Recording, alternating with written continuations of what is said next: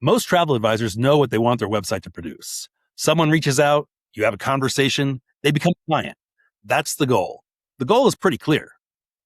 The specific sequence of how that happens, what should actually be true at each stage between a stranger landing on your homepage and that person sitting on a call with you, is usually a lot less clear. Advisors know they want people to contact them. They're less clear on what should be happening at each step along the way, or where things tend to go wrong when they don't. That vagueness is a real problem, and here's why. When something isn't working on your site, it could be any number of things. People aren't finding you, they're finding you but leaving in the first 10 seconds. They're staying and reading but not trusting you enough to reach out. They're ready to reach out but the friction is too high.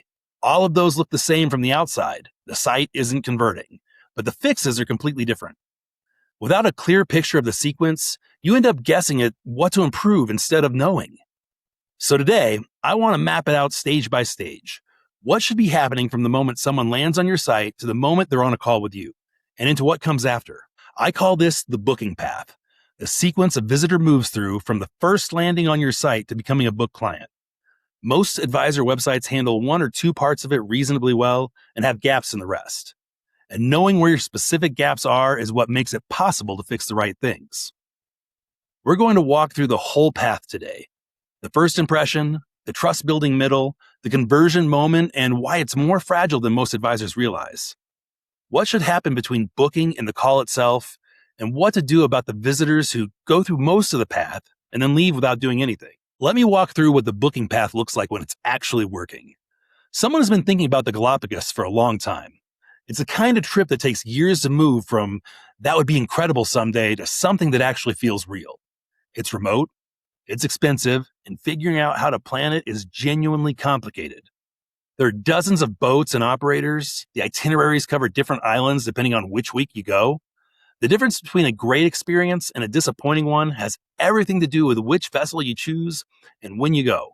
And there's no obvious way to figure that out from the outside. So they start researching seriously. They go through a few travel sites, read some articles, and eventually land on a specialty page on a travel advisor's website that's clearly written by someone who has done this multiple times and has opinions. The page explains how she thinks about choosing between the different boats, what's actually worth paying more for, and what's mostly marketing. How the timing of the itinerary affects what you see and where the crowds are. They read the whole thing. Then they go back to the homepage. The headline tells them she specializes in expedition and adventure travel. The About page says she's done the Galapagos 4 times, including on liveaboard boats that most visitors never consider. Few testimonials from past clients mention specific details about their trips. Not just she was wonderful, but things about how she handled the logistics and what she knew that they wouldn't have figured out on their own. By the time they've been on the site for 8 or 9 minutes, something has shifted. They came in as a stranger, they're leaving, or almost leaving, as someone who has a real sense of who this advisor is and what she actually knows.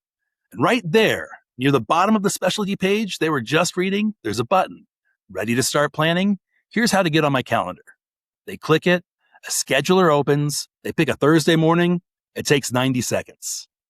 That's the booking path, working end to end. And I want to go through each stage of that sequence so you can see where yours is and isn't set up the same way.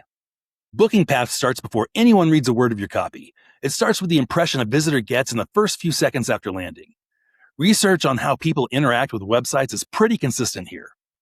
First impressions form almost immediately, and the decision about whether to stay and read more or leave happens in the first several seconds. At this point, visitors aren't reading carefully. They're scanning, getting a feel, making a fast judgment about whether this seems like it's for them. What they're really asking, quickly and mostly unconsciously, is, does this seem relevant to what I'm looking for? Do I understand what this person does? Does this feel like something I'd trust? Things that answer those questions in those first seconds are simple. The main headline, is it specific enough to tell someone quickly who you help?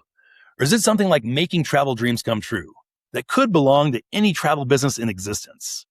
The photography, does it feel real and specific to what you actually do? Or generic enough to come from a stock search? The overall visual quality, does this feel like a legitimate professional operation? The advisors who lose people in those first seconds almost always have one of two problems. The headline is too vague to communicate anything useful to someone who doesn't already know who they are. Or the photography is generic enough that it doesn't communicate anything specific about their specialty or experience. Either one gives a visitor a quick reason to leave before they've even given the site a real chance. The advisors who keep people are the ones where you land and within a few seconds you understand. This person specializes in something specific. It seems relevant to what I'm looking for. This looks like a professional business. That's enough to make someone keep reading. The first impression doesn't have to do more than that. It just has to clear that bar. Assuming they stayed, this is where the real work of the booking path happens. The visitor is reading more carefully now, moving through the home page, clicking into a specialty page, maybe the about page. What they're doing in this phase is building or failing to build trust. They're trying to answer a more specific version of the first question. Is this the right advisor for what I'm actually trying to do? A few things matter a lot here. The first is whether the content demonstrates real, specific knowledge of the type of travel they're planning. Not just a list of specialties, but content that shows you understand the specific decisions they're sitting with, the questions they haven't fully figured out how to ask yet, the things that distinguish a good version of this trip from a disappointing one. When someone researching a Galapagos expedition lands on a page that explains how to think about choosing between the different boats and what the itinerary timing actually means, that's different from finding someone who lists Galapagos under their specialties. One shows knowledge, the other claims it. The second is the credibility layer, the evidence that you've actually done what you say you do. How long you've been working in this specialty, whether you've been to the places or on the ships you're recommending. What past clients say about working with you. This doesn't need to be front and center. Most visitors will go looking for it somewhere in the site. But if they go looking and can't find it, their confidence in reaching out drops. An about page that tells them where you've been, not just how many years you've been in the business.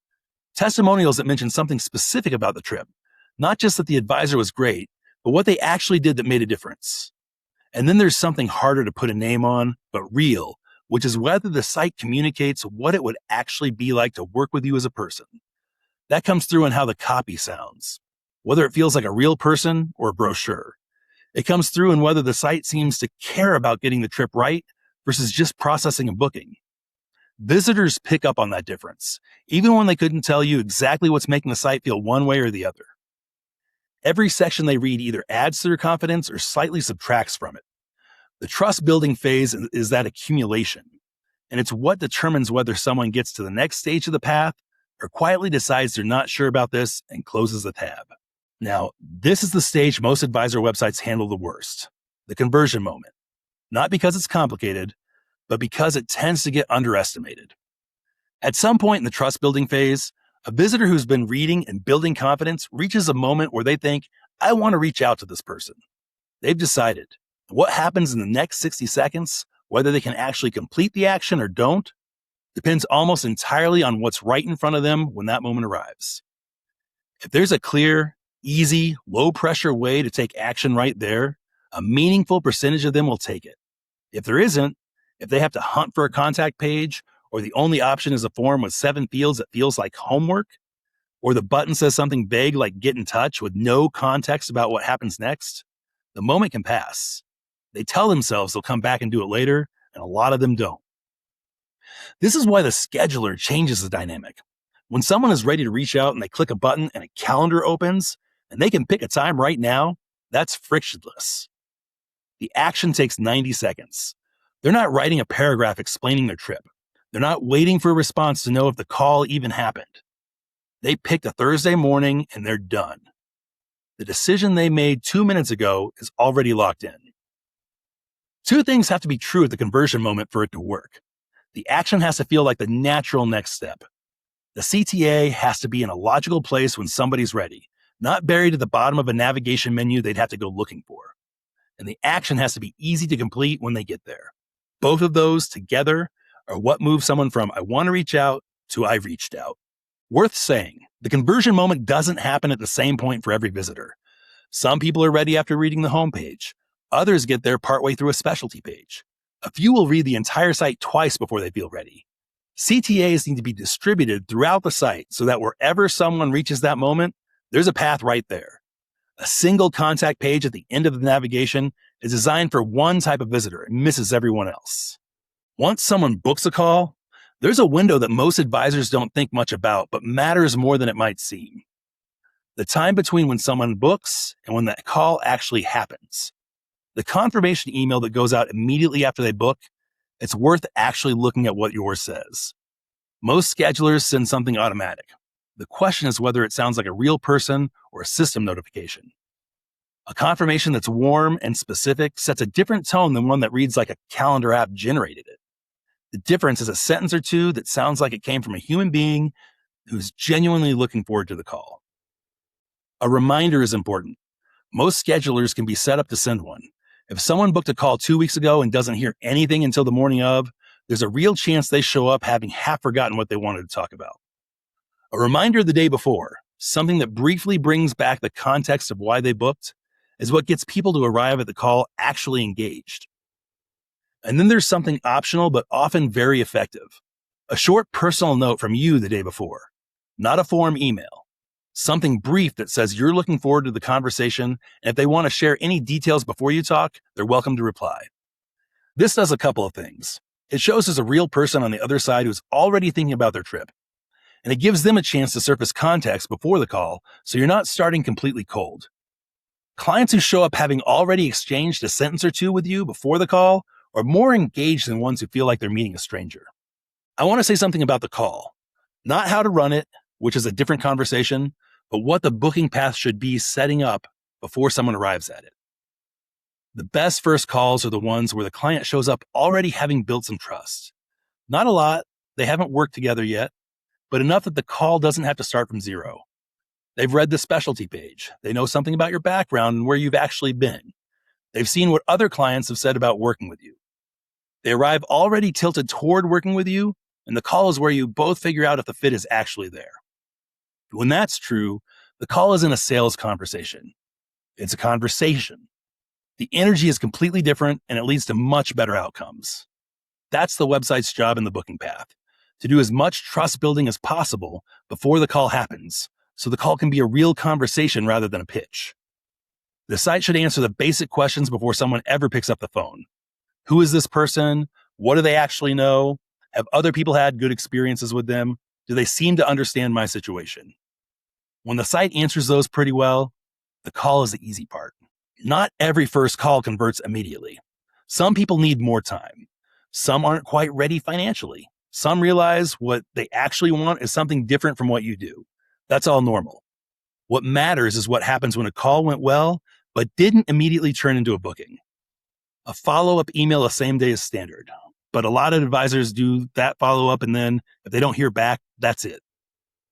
Sometimes that's completely fine. Not every non-booking needs to be chased. For the people who are genuinely interested and just needed more time, a light and relevant follow-up a week or two later can make a real difference. Not are you ready to book, just something that continues to be useful. You thought of them when you came across something relevant to what they described. You wanted to mention that an itinerary came up that matches what they were talking about. Something that shows you remembered what they told you without creating any pressure. And if someone is on your email list, from a lead magnet they downloaded before the call or a newsletter they signed up for, that's doing some of this work automatically. They're still getting content from you. The relationship doesn't go cold just because the call didn't immediately turn into a booking. You're still in their inbox, still relevant. And when they're ready, you're still the person they think of. Most visitors who go through some version of the booking path, who land, who read, who build some trust, don't end up booking a call on that first visit. Most of them leave. That's just how websites work across every industry. The question is whether there's any path to staying connected with those visitors, or whether they disappear forever. For the ones who got close, who read enough to be interested but weren't quite ready to commit to a call, a lower stakes alternative can catch some of them. A lead magnet, a newsletter sign up. Something that lets them say, I'm interested, I'm just not ready to talk yet.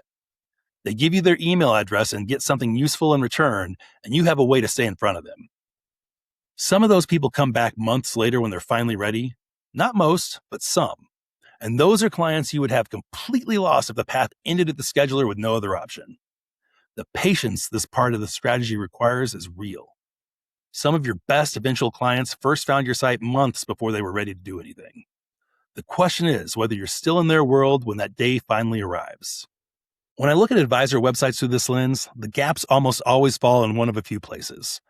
The most common is right at the beginning of the path. The site doesn't communicate clearly enough what the advisor specializes in, so visitors can't tell in the first few seconds whether they're in the right place. The headline is too vague. The photography doesn't say anything specific. The visitor never answers that first question and leaves before the trust building phase even starts. The second most common is at the conversion moment. Someone does the trust building, gets to that place of I want to reach out, and then the action is too hard. No scheduler, a contact form with too many fields, a CTA buried at the bottom of the contact page that's not visible when someone's in the middle of reading a specialty page. The moment of readiness passes. The third is the follow-up layer. No email list, no lead magnet, no way to stay connected to the visitors who made it partway through the path but didn't convert. They leave and there's nothing keeping the relationship going. You don't have to fix all of it at once, but knowing which stage is broken, which part of the path is where visitors are actually dropping off, is what tells you where to start. The booking path isn't one thing you either have or don't have, it's a sequence, and the sequence is only as strong as its weakest stage. A site that handles the first impression well but loses people at the conversion moment is still losing people. A site that converts well but has nothing for the visitors who weren't ready yet is leaving clients on the table. What most advisor sites need isn't a complete rebuild. It's usually clarity on which stage is the weakest one. And that's actually something you can figure out by walking through your own site as if you were a stranger landing on it for the first time. I'm Justin Hinkle. If you found this useful, subscribe. New episodes come out regularly, and that's the easiest way not to miss one. This is the Travel Advisor Website Show. Stick around.